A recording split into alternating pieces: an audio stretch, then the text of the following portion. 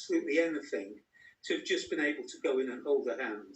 I really want to be there for her, to convince her that we are getting through this, the world is getting a better place and things will be better for us. And to have that opportunity, that means so much to me. Yeah. In Scotland, visits to virus-free homes resumed earlier this month. In Northern Ireland, the same. And in some parts of Wales, face-to-face visits have taken place. Care providers in England have been pressing for today's guidance and say while it's now welcome, like other aspects of the government's approach to care homes, it's been too slow in coming. Well, I think I would have liked this guidance sooner, but now the guidance is out, I think we should all be clear that we want to work with it. There is, of course, a real tightrope to be walked, because whilst we want to make sure that people have access to the loved ones, there is also the need to make sure that people in care settings who are very vulnerable to this virus are protected as much as possible.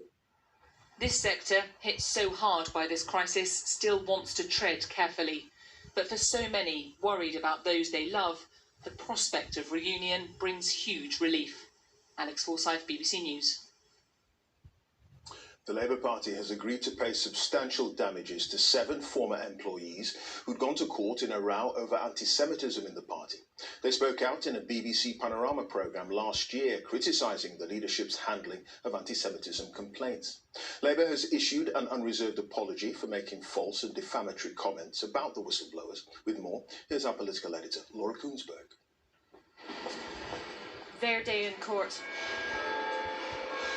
Accused by their former employer of lying, trying to undermine the leader.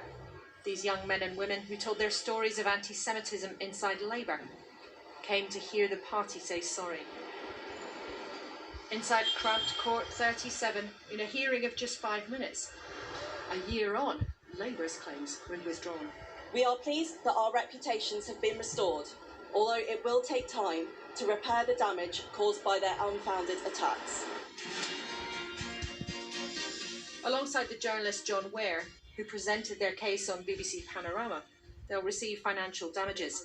In July last year, the 7 former staffers claimed that Labour was in denial.